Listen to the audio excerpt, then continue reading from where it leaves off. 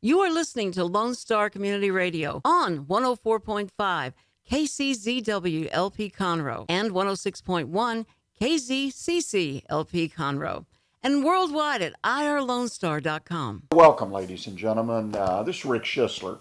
I'm the host of the Weekly Business Hour, and I've been doing a lot of thinking, particularly in the last couple weeks, and as time goes on, and it seems like the uncertainty and the unusual, lots of things going on in lots of places, and which is not all bad necessarily, but I find folks a lot of uncertainty exist in their businesses, their plans, what they do, their operations next week, next month. And that's something that the Weekly Business Hour, what our mission is to help people, help you as business owners kind of overcome some of that or better prepare you, give you the tools, hopefully, and a connection that'll help you meet that challenge. All kinds of challenges in your business, but right now I think it's even more important to connect with sources of information, tools, and others that are in the same boat where you can help formulate the plans and take the steps that will make your business as successful as possible in what situations it faces at any given moment. So I really appreciate you taking time to join us here. I think we're going to have a really good show. We've got two wonderful guests joining us today. We're going to start off with Craig Williams. Craig is a local business person. He is a second generation business owner, and it's pretty amazing what his family has done with Excalibur Pest Control, and pretty amazing what Craig has done. He's got some very, very interesting, I believe, exciting and well thought out marketing ideas. One in particular we're going to spend some time talking about of how he's building his customer base by using this particular marketing idea. And I think it's an idea that hopefully everyone out there in some way, some form or fashion could use to build your customer base on a cost-effective basis. Value, right? That's the important question. So I think it's important. So the other thing is the beginning of the new school year. We're in August now, real time, and how does that affect your business? I've gotten lots of calls and emails about, well, school's back, but it's not, I said, okay, but what do you do normally when school goes back in session to affect your employees, your vendors?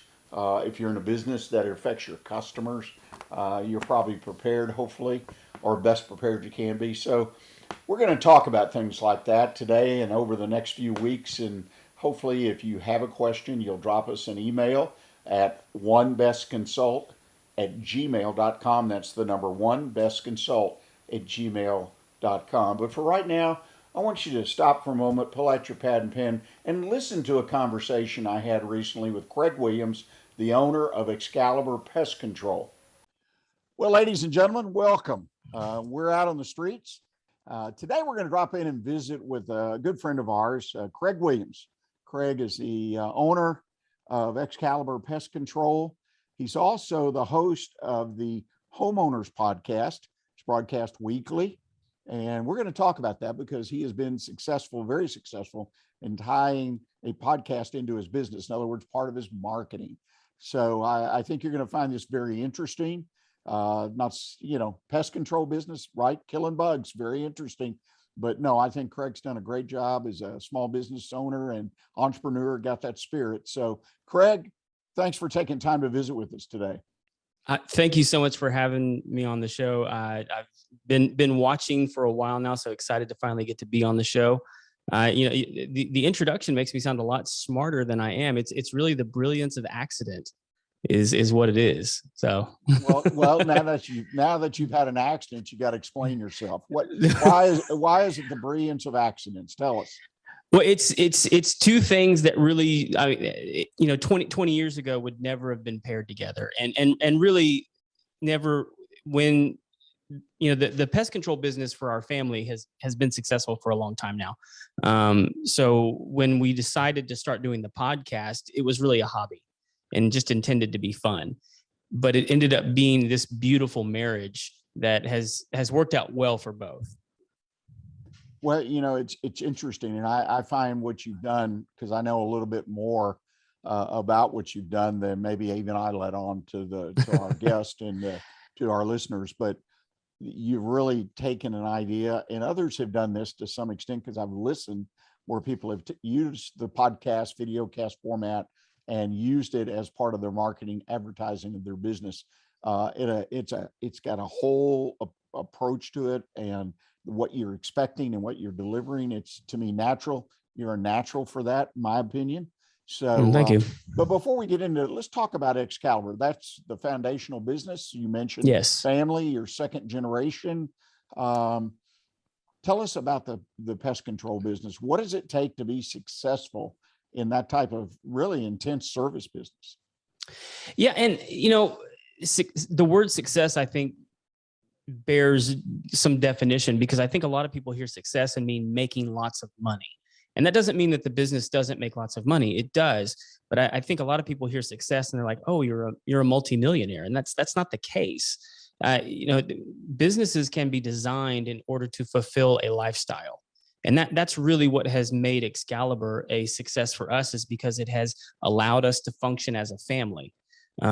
Meaning we actually get to spend time together. We're not consumed by the business so much that we never see each other, that, my kids, forget what I look like or anything like that. And so the business has been built in order to fulfill what we want to accomplish as a family, because it is a family business. And that's quite interesting, because a lot of times I'll hear that expression, lifestyle business, and it's usually people that are older, they've been there, done it, or younger, could be younger, and they say, okay, I want to enjoy life. I want to be free to go where I want to go, when I want to go. And I've got to have a business model that allows me, if I want, to work late at night and then during the day be at the beach, whatever. But what you're really saying is something, in my opinion, completely different. Yeah. Yeah. And so, I mean, like when you ask me, what does it take? Our model has always been a little bit different than the other ones, because the other ones, like, how much can you fit into a day? How many customers can you knock out? How many, doors can you touch? And for us, it's always been, how many quality relationships can we have with the families that we serve? And many times that disqualifies customers. Well, and you make that point, just like, again, on the quality of relationship within your own family, and the fact that the business has been set up and is operated every day. So the quality of your family life, to me, it's beyond work-life balance. It's that the family life is right first and foremost. That's my impression. And I think you've done a wonderful job in building that business, from what I see. For full disclosure to our listeners, we are clients of Excalibur, my family and I. So I get to see kind of behind the curtain, and it's definitely a business that's geared to that. And let's go back to what you just said, though, for a moment, because you talk about building quality relationships with the families you serve. I believe that paraphrases what you said. And I've seen that because when you come or take a look at a potential client or job or whatnot, you're looking at the people there. Do they have a toddler? Yes. Do they have pets? I mean, that was first and foremost in the discussion that our family had about you being our pest control. Tell people why that's so important, though. Well, there's layers to that, right? And so when you're dealing with things like pesticides, these are things that can have toxicity for your family and adversely affect your health, adversely affect your lifestyle. Most people don't realize that, like, while pesticides are designed and geared towards, insects and different kinds of bugs and things like that, it can have a really bad effect on different animals that live in your house. Like, one of the first things I look for in people's homes is fish, because pesticides are death on fish. And so, like, if we're unaware of what's going on in somebody's home, we're not going to be prepared to, properly take care of them like they are expecting to be taken care of. And it goes beyond just surface level conversations, because when I come in and I say, is there anyone under the age of 2 in this house? A lot of times people will say, well, no, there's not. And it's pretty obvious to me sometimes that there's not going to be a 2-year-old living in the home, because, they might be, 65, 70 years old. But then you take the conversation a step further. It's like, okay, do you have anyone that's younger than 2 that might be spending any significant amount of time in this home? That's a different question that people go, okay, that's a different answer. Yeah, I have a grandson or I have a granddaughter and they spend every Tuesday here. Well, that's going to change my strategy on how I then treat that home. And a lot of people don't realize, I mean, it's kind of a biological thing, but like liver and kidney on a sub 2-year-old is not fully developed. They can't filter toxins like you and I can, because we have, hopefully fully functioning livers and kidneys that's what they do, is they filter out toxins and, other things that come at us from the outside, like pesticides. And so there's a massive amount of reporting and data that goes into just being on site at somebody's home. And a lot of people don't realize that we're accountable to agencies and different things in order to even use these products commercially on somebody's home. Well, and you make an excellent point. And so in reality, again, anybody, well, if you get a license, you can sell pesticide, application. You can become a company that kills bugs. But the idea that, first of all, you focus on residential clients, not commercial clients, and you have prepared, as you say, you have layers, you have questionnaire you go through with people to verify. To me, what's most important is the safety and security of the folks that occupy the building. And I think that's a uniqueness. I had a little experience with that today, not so much on the safety security, but had a company, Prestige Exterior Cleaning. Well, used to be, they're power washers, but they weren't. Mm-hmm. The way they approached it, the way they talked to me, interacted with me, how they did things. I said, this company gets it. I mean, these 2 guys understand service. I mean, how to communicate. And so they went into my Rolodex, if you will, if you know what that is. They gave me a business card and it'll be in my digital file. But point being is, you build those relationships. And there are a handful of companies that I've come across in my career, sadly, that really understand it. And I think your company understands that in your approach and in the approach of the folks that work with you as well when they're working with clients. I appreciate that. I mean, it's definitely something we strive towards, because it's not necessarily only about solving the problem. Like, you can do all those good things, and at the end of the day, if you don't solve the problem, like you're probably not going to continue to get the business. But if you can solve the problem as well as create an atmosphere of, we genuinely care about what happens to you in your home and what your experience is like in that home, then you're going to continue to have success in this business. If it's just a show up, we can solve your problem, and there's no relationship there, well, it's not going to be difficult for them to move on down the line when someone who's more competitive with their pricing, let's say, comes along. We've had that happen numerous times where our clients have reached out to us and said, like, these jokers are reaching out to us and they've got better prices. We told them to, hit the pavement, because we have a relationship with you guys. We know that you are going to take care of us and that you have our best interest at heart. Yeah. And I think that is a great marketing strategy as we go forward, because we live in a world now that people are more aware of a lot of issues that impact their lives, and particularly the safety and security of use of pesticides, medicines, all these different things. And I think you're positioned your business very, very well. Well, let's kind of shift gears a little bit. Coming up I need to take a break here in just a moment. You have succeeded your parents into the business, you and your wife now, basically.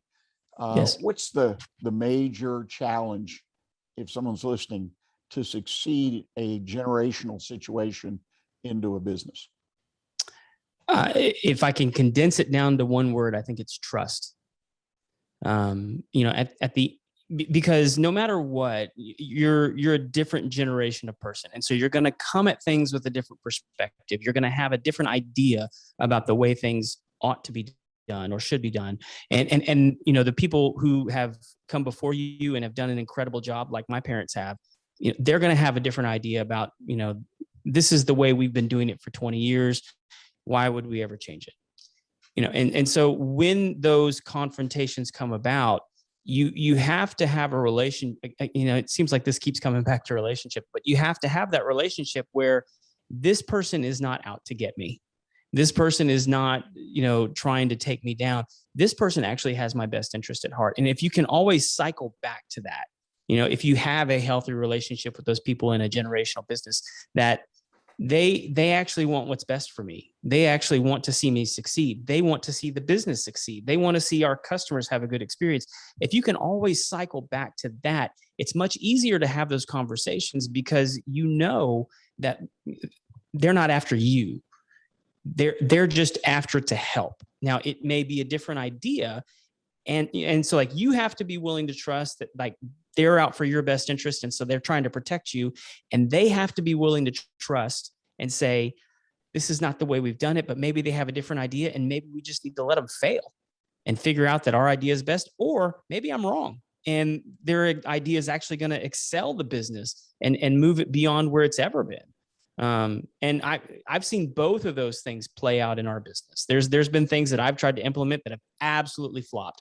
And there's been other things where I've tried to implement things that I've had a lot of resistance on, and it actually succeeded. Now, they could have all along the line said, we're not doing any of it. We're doing it the way we've always done it. And we probably would have been fine.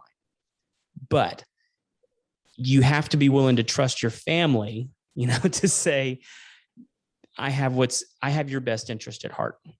Yeah, you make some excellent points there. And I personally have experienced that with our children who have succeeded in business, and one in particular that took a business over from me, bought it.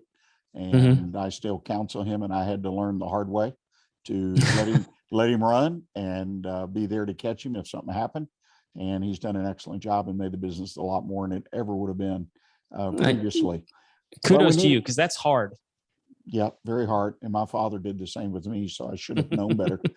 Well, we're to the point we need to kind of take a break, ladies and gentlemen. Commercial break will follow, and I hope you'll stay with us. We're going to come back, and we're kind of really going to jump into podcast and our video cast, however you want to talk about it. In other words, using this as part of your marketing. And Craig's done, I think, a phenomenal job in doing that, and he's going to share some information and some statistics of how well it's really worked for him. So please stay with us. We'll be right back with you.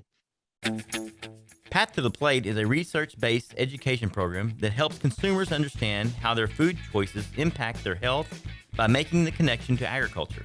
Learning about how food is grown and produced, and how consumers can make better food choices for themselves and their families, Path to the Plate is all about dispelling myths and misconceptions.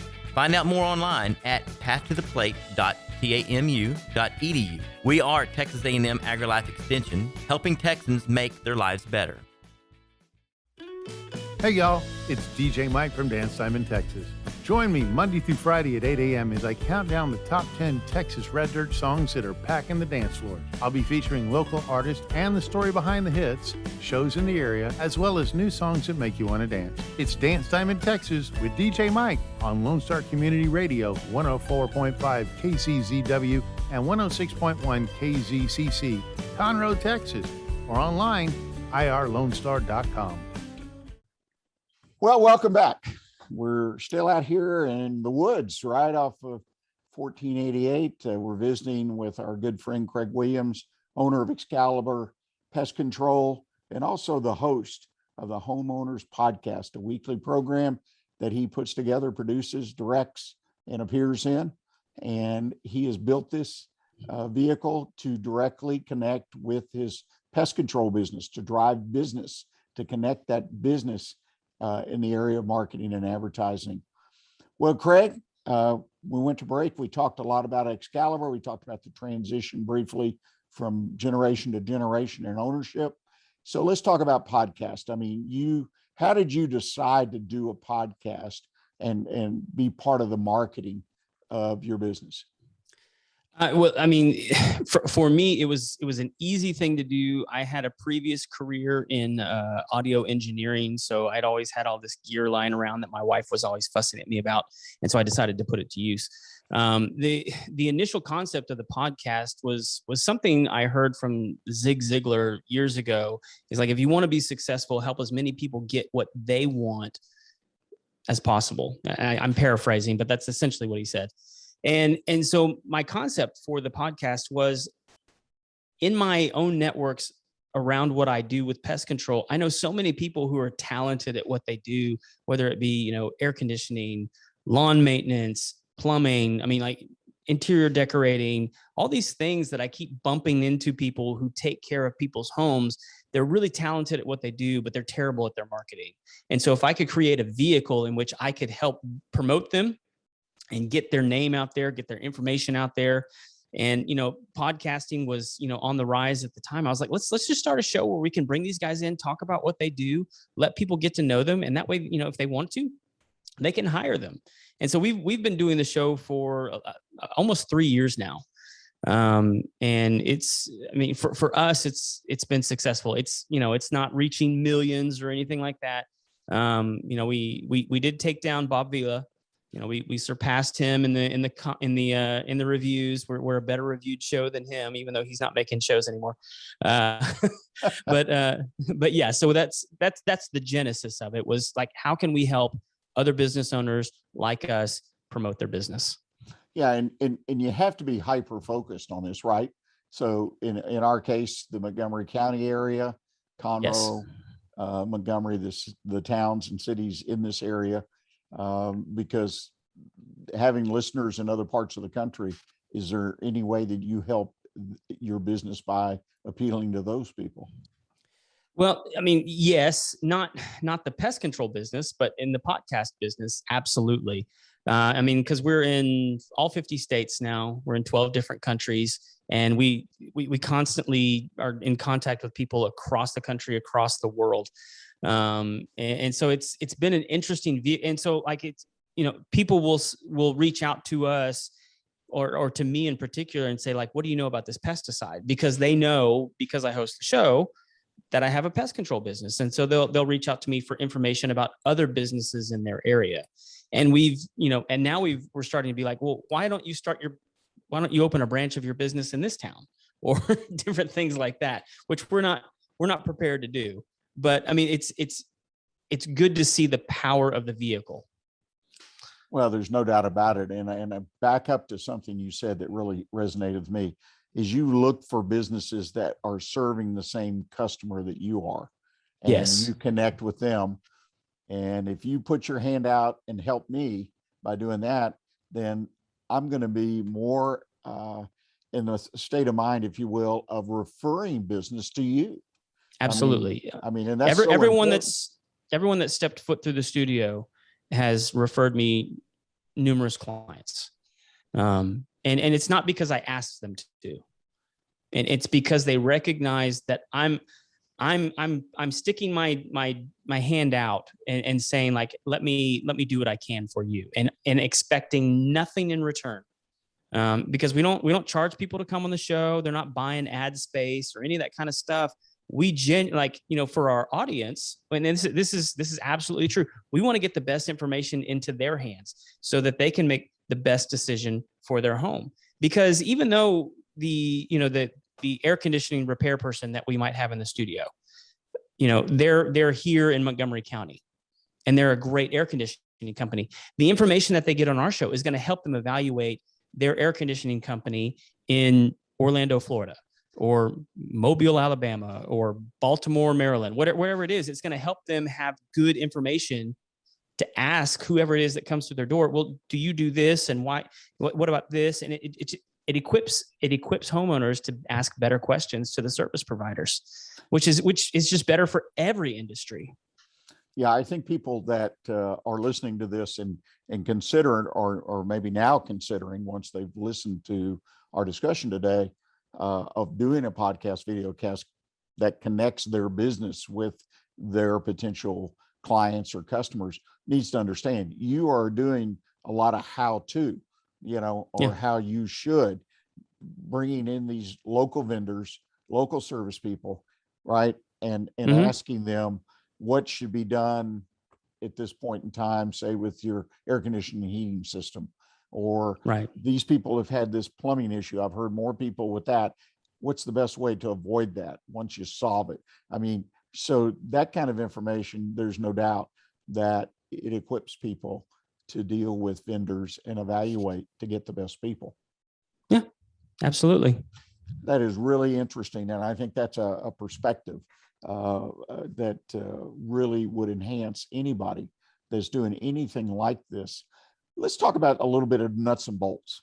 Okay, Sure. you said you had equipment lying around. Your wife was on you to get it put away, sell it, trade it, whatever you needed to do to get it out of the clutter pile, so to speak.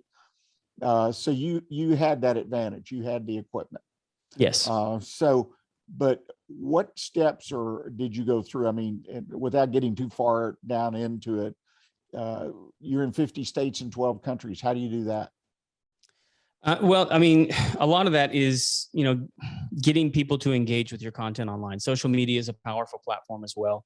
And so, if you have friends, let them know what you're doing. It's the same as operating a small business. I mean, like, hey, like I do a pest control business. If you know of it, and you're not asking them to use you, you're like, if you know of anybody that has a problem with pests, give me a call. It's the same with podcasting. Hey, if you have a free 30 minutes while you're driving to work, would you give a listen?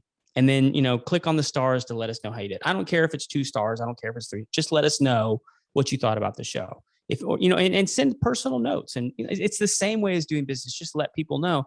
And that, the beauty of social media is the algorithm picks up on that as people begin to click, as people begin to engage, as people begin to listen in, they're going to say, okay, well, other people who have similar interests might be interested in seeing this content. And so they're going to put it in front of them. Now you can pay to do that, and that's an effective strategy too. But just using your own personal network. I mean, like the power of networks. I don't think a lot of people realize how powerful networks. When I say networks, I'm not talking about digital ones. I'm talking like people to people. How powerful those networks can be for your personal growth and for your businesses to for eyeballs, just to get engaged with what you're doing.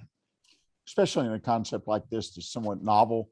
It's interesting, as you mentioned earlier. Podcasts are a very popular subject out there. Some people making lots of money, so it gets attention. And when you're talking about it, you've got my attention because I've read about it, heard about it. So I think that's wonderful. What do you think if someone's considering doing this as one of the marketing tools, advertising they do in their business? What is the single biggest challenge in putting this kind of program together and producing it on a week-to-week basis? I tell everyone, I think the biggest struggle is starting. Most everybody has a pretty good idea. And I've helped 4 or 5 different people get different shows up off the ground now, anywhere from counseling to cooking to, it's just weird stuff. And the hardest part is always starting, because anytime somebody has an idea, they just want to wrestle with it with you for a while. Rather than just do it. And I think that's the case with most businesses too, is like, you really want to wrestle because you get this thought in your brain is like, I have to have it perfect before I birth it out into the public. And that's almost always the wrong idea. It's like, no, just start. And then you're going to figure out what works along the way. But they're always so fearful of like, well, what happens when somebody goes back and listens to that first episode? It was so terrible. I didn't get it right. It's like, it doesn't matter. The first one's going to be terrible no matter what. So just start. That's the hardest part. Once you start, the hardest part is really just wrapping your brain around the equipment for most people. For me, that wasn't as big of a challenge because I had some history there. I had some experience there. But most people get really intimidated by a microphone, headphones, any sort of interface, and then how to set it up. There's so many companies now that want to make it so simple for you. It's become really, really easy to start a podcast or really sort of any online vlog show. I mean, YouTube is built for this, right? I mean, like, you don't necessarily even have to start a podcast. You can just go to YouTube and start, your cell phone is essentially a television studio. You can do this. Anybody can do this. Well, and you make a great point. So that shouldn't really intimidate people. You've mentioned that you have statistics. I mean, you've in 50 states, 12 countries. I assume that means you've had listeners in those areas.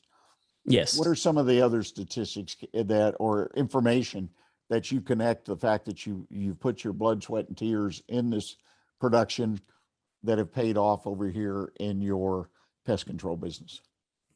Right. So the pest control business has been steadily growing since we purchased it. We've had it for about 30 years. And, you can sort of see an incline in the business over that period of time. And it's been, pretty steady. We've had a couple of dips here and there, just like anybody else, but like pretty steady incline on the annual revenue of the business.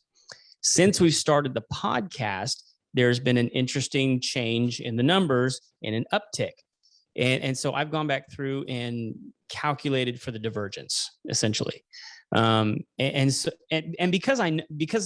we're talking to the people in the office, we're talking to people taking phone calls, these emails that come in, it's like, oh, I'm a referral from such and such. I'm like, oh, well, that person was on the show and that happened after they were on the show. So you begin to, some of it becomes coincidence, but most of it isn't. And like over time, it's like, okay, this is not coincidence. So over the last 3 years, I've accounted for at least $100,000 worth of business that has come in just to my initial business, the pest control business, because of the podcast. And I don't know anybody that would turn away an extra 6 figures in their business, for an extra hour that they spend once a week. That seems like a reasonable return on my time. Well, and also in your business, again, and something you and I talked about before we went on the air, is you're in a repetitive business. So yeah, if you get a client, you keep that client, then that continues. So theoretically, your cash flow or your revenue went up 100,000 and you retain 80-90% or whatever so that stays with you and continues to grow. So there's no doubt about it. Very, very interesting. How hard is it to find guests each week? Sometimes it can be challenging. As you grow, you tend to expect that your guests have a similar following to you or a bigger following than you, because you want to grow your audience. And so as your need for larger guests grows through the years, it can become difficult because people have become suspicious of, random emails and messages through social media. And so, a lot of people are now, asking for like proof of life when it comes to whether or not they want to come on your show. They're like, okay, well, what do your numbers look like? And they actually want like statistics. They want to know like how, what is your monthly downloads look like? Different things like that. Right. And you can take that personally, or you can just be honest with them and like, well, here's my numbers. This is what we've been doing. And, you can go, and then sometimes you'll catch a big fish, because we had one not too long ago. I mean, she has a much bigger platform than we do. But she listened to an episode that we did. It was actually a Christmas episode. We just read the Christmas story, and she was like, I really like these guys. They read the Christmas story. And that was her whole, reason for even coming on the show. And so it can be challenging. But it's like anything else. You can't expect to make one pitch and then get frustrated that your sales aren't going well. Right. It usually takes making 50 pitches. Well, and the fact is you've got 3 years under your belt and it continues to grow, and that's what it's all about. Craig, I can't thank you enough for taking the time to visit with us today and having us into your studio there. If people want to get more information about Excalibur, or perhaps learn about the podcast, maybe more, you might have some folks that are interested in a little bit more deeper information, but particularly Excalibur Pest Control, what's the best way for them to contact you? The best, they can call our office. It's 281-353-6366, or they can always email us at info@excaliburpest.com, or they can message us on Facebook. We're very, responsive on there. And as far as the podcast goes, you can watch us live on Facebook. You can watch us on YouTube. You can go to any podcast listening device that you have. We're on iHeartRadio, Apple Podcasts, Spotify. I'm going to run out of breath before I list all of them. But we're on all of them. And we're really easy to reach. I mean, it's info@homeownersshow.com. And the formal name that if I'm going to go to YouTube and look you up is? The Homeowners Show. Boy, what a great title. I'm glad you snatched that one. Well, ladies and gentlemen, we're going to move on. Again, thank you, Craig, for visiting with us. Hope you'll stay with us, ladies and gentlemen. We're going to take a break, and we'll come on the other side and continue some other discussions. Got a great item out of the mailbag I want to pull out. So let's take it away. Craig, have a great day. Thank you. Well, I hope you enjoyed that conversation with Craig. And the idea of using a blog, or in his case, a podcast, Yeah, it takes a little bit of work and a small investment in equipment, but hopefully he convinced you to check into it further. And I would encourage you, if you have questions about setting up your own podcast, send me an email and I'll forward it to Craig for you if you'd like. He's very open about trying to help fellow small businesses get into the podcasting business. And I think it is a great way to connect with your community of customers. It's a very good way to connect and communicate and expand the universe of people that you serve. So please let us know if we can help on that. Second half of the show is coming up, and we've got another great conversation going on. This time, our good friend Patrick Woock, Dr. Patrick Woock, the director of McNair Center for Entrepreneurship and Free Enterprise, will do another one of his Heart of the Hustle. He's got a wonderful guest, got some wonderful information and stories to share with you. So I hope you'll stick around and listen to the Heart of the Hustle.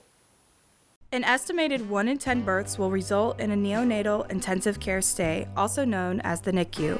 Overnight, a family can find themselves and their newborn baby in a critical situation. The Mila Foundation financially and spiritually assists families in need. If you would like to volunteer or become a monthly sponsor, please visit us at www.themilafoundation.org. Again, that's www.themilafoundation.org, because every life matters. Do you want to know what's going on in Conroe? Tune in to Keeping Up with Conroe. Keeping Up with Conroe will highlight upcoming events and local businesses in the area. Keeping Up with Conroe will air the second Tuesday of every month at 11 a.m. and will be hosted by the Conroe CVB staff. Keeping Up with Conroe will highlight Conroe's amazing attractions for residents and visitors.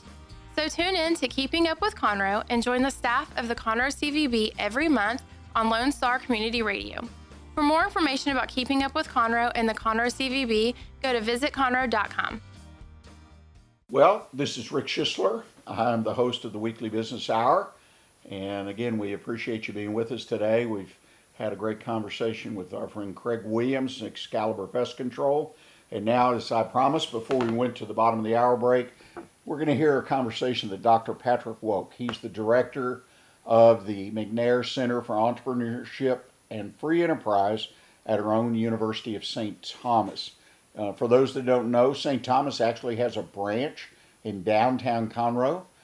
So if you need some education, you want some education, they have education for us that are not necessarily trying to get a degree, got some great courses. So I encourage you to check out the University of St. Thomas for education needs that you or your employees, your family may need. He's got a heart of the hustle today. And those interviews that we've had, a couple so far, have been really interesting from local Houston area entrepreneurs. And today, though, a little bit different kind of guest. Maria Masso, CEO of BAMA. Now, BAMA stands for the Business Angle Minority Association. She'll be with Dr. Woock, and Maria will share her personal story and the growing opportunities in investing in minority-owned businesses. BAMA is an organization that gives investors an alternative investment channel to invest in smaller investment SPVs, getting investors in on the ground floor. So these are like angel investors. If you know that term, you can get on the ground floor. The investment is not that exceptionally large, but it's very interesting to hear that this kind of money is out there, in this case for minority investment, and the returns, if your business hits, if your entrepreneur makes it work, are fantastic. So I encourage you, listen to Dr. Woock talk with Maria Masso about Business Angel Minority Association. So take it away, Doctor.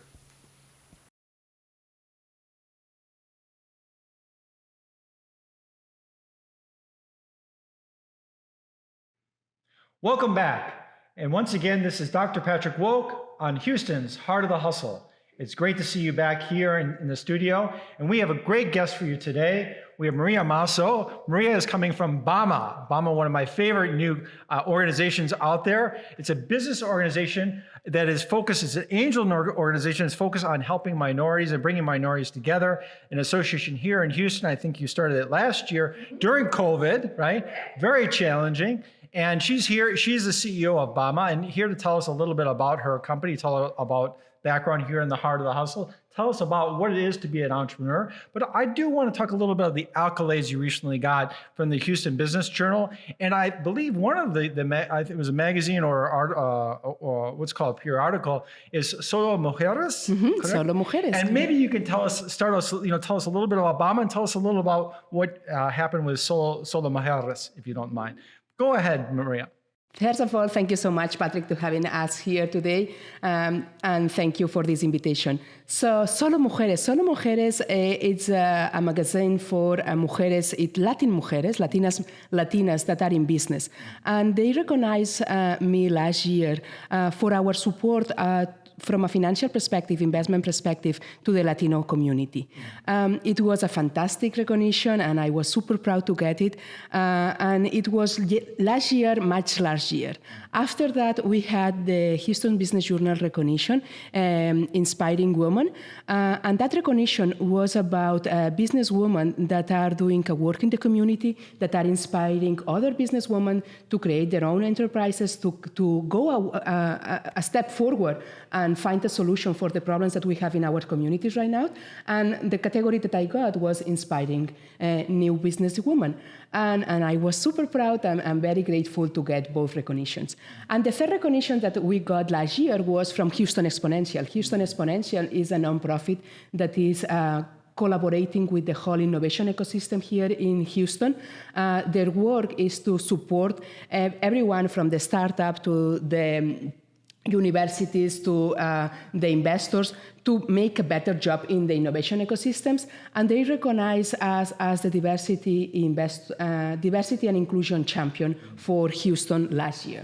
So I am very honored for these 3 awards that we got last year. That's so exciting. And really, you're an amazing leader in the community, and we really appreciate it. Maybe tell us a little bit about Obama and what was how you started. It's really, I've enjoyed going to your events, and maybe tell our audience about Obama and tell them, if you want to plug it a little bit, tell us what's the impetus, what started, and why you're out there creating this organization. Definitely, let's do that.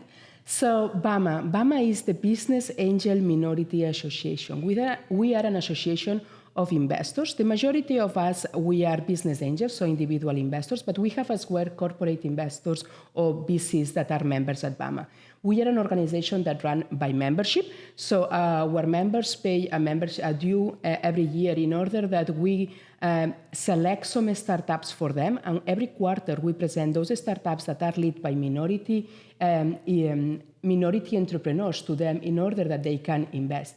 Our investment thesis is that we invest in fintech, medtech, energy transition, consumer goods, and I am missing one. EdTech, fintech, energy transition, consumer goods, and that's that. 4 of them. That's that. 4 of them. And we invest in early stage investment from pre-seed to Series A. And our checks can be from 50,000 to 200. And if we have some new members, sometimes they do checks lower than 10, 20,000, right? And our members, what they get is that they join us, they get a community, they get people at least like-minded that care about diversity and that care about supporting diverse startups. And then the organization pre-select some startups for them every quarter in order that they can decide where they are investing in the early stage investment. What is good about BAMA is that we focus on diversity, right? So there are so many other organizations that are investing at this point of time in early stage investment. But with BAMA, when we decided to create BAMA, we realized that we were not deploying enough capital on the diverse community, on the Latino community, the Chinese community, you name it, all of them, different colors, and women, right?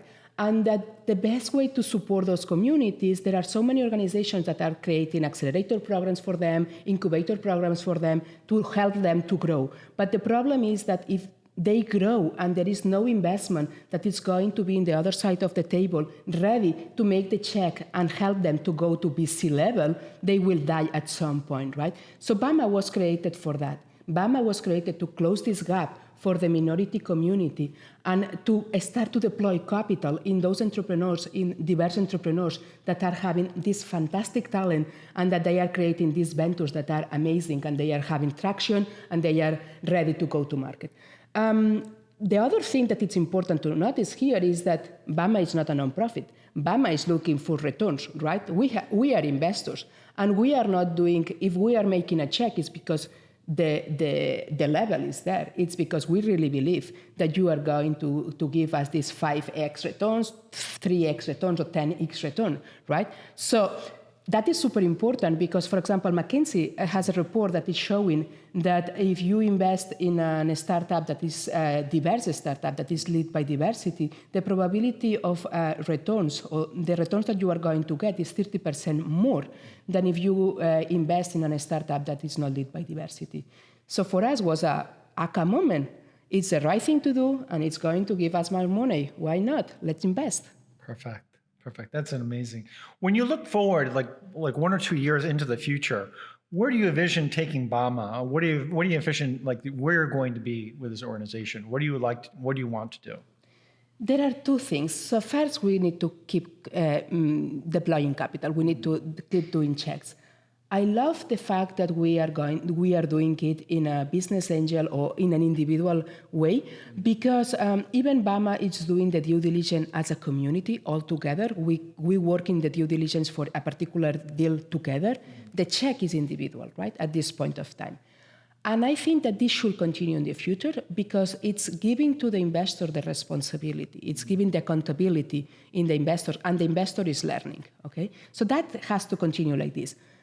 We have to keep investing in our Diversity Investors Academy. The Diversity Investors Academy is a part of BAMA that it's for the education of the investors. So not about the startup, not about the entrepreneur, it's about the investor. Because if we don't educate the investor on how to write the checks, on how to do this due diligence, we are missing opportunities. We have plenty of capital that it's going to the stock market or it's going to other products, and it should be supporting our startups here in Houston and across the States. So first thing, continue doing individual checks, supporting those individual checks with our academy, and then the future, it's a fund, because the impact that you will have with a fund is much more bigger, right?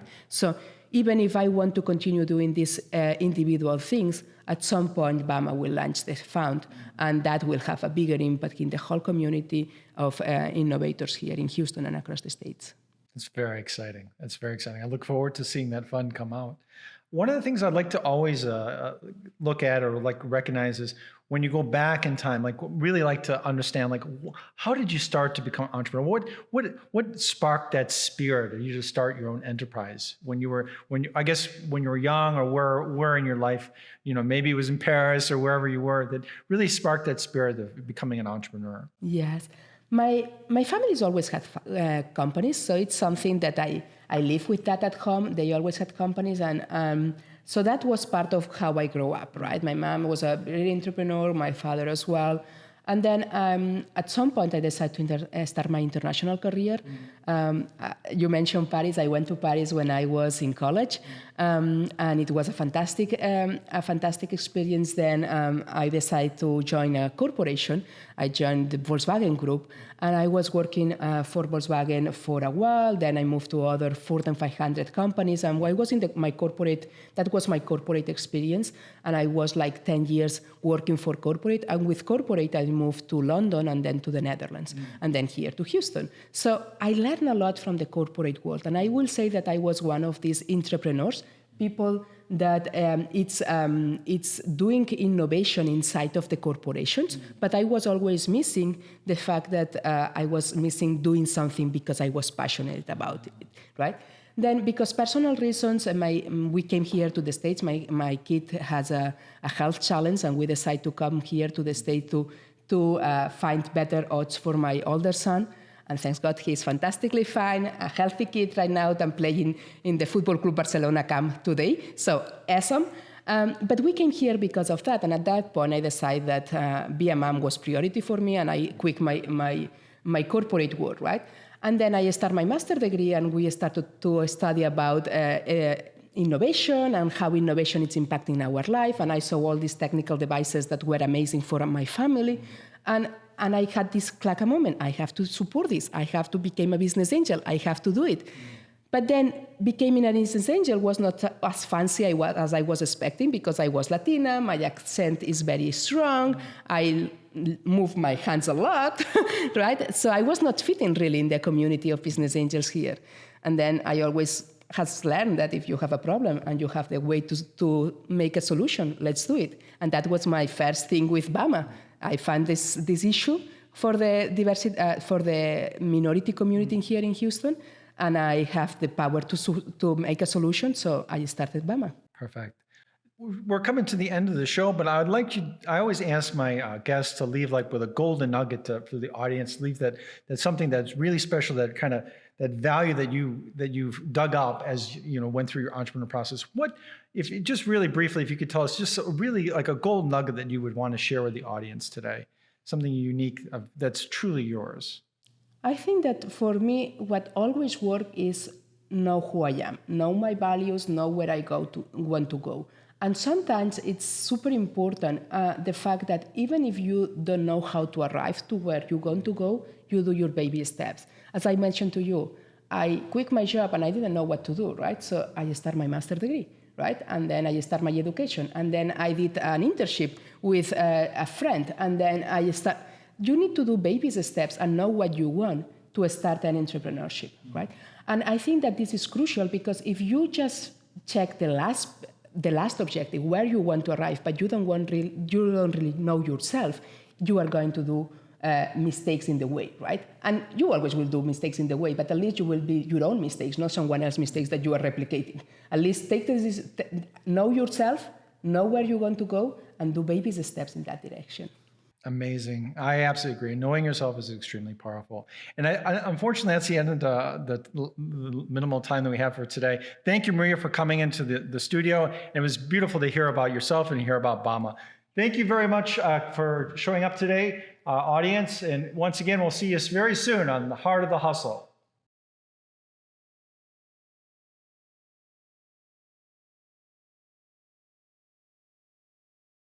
Hope you've enjoyed the show today. Hope you enjoyed that interview Dr. Woock had. Very interesting investment opportunity there. And if you want more information, you can follow up directly with Dr. Woock, or if you have trouble making contact with him, then I encourage you to reach out to me at onebestconsult@gmail.com. That's the number onebestconsult@gmail.com, and I will forward your message on to Dr. Woock. In a couple days, a copy of the recording of today's show will be available all over social media channels, on our YouTube channel, The Weekly Business Hour. It'll be available on the Facebook. It'll be everywhere you can think. I encourage you. As always, you can go to the radio station, Lone Star Community Radio, which is the nonprofit community radio station that covers all of Montgomery County. It's our own community radio station. They have a page for the Weekly Business Hour, as they do all their shows. You can go there and they post the current shows going back for some months. So if you want to take a look at other shows, they're there as well. So one thing I want to mention before we get away today is if you're a local small business here in the Montgomery County area or surrounding areas, this is a great opportunity to sponsor this program and be an advertiser, if you will. It's a nonprofit radio station, so it's a donation effectively, but get your name and what you do and why you do what you do and how you're unique, whatever your message is, out to the public, particularly here in the greater Montgomery County area. So if you need some information, simply reach out to me at that email, onebestconsult@gmail.com. And don't forget the emails. Always want to get them. Comments about the show, information, opportunities, whatever. Talk about your own business. Be glad to respond to you. And don't forget, this coming week, as always, do what's important in your business. Stay focused on your business. Some of the things we talked about are happening around us in the world.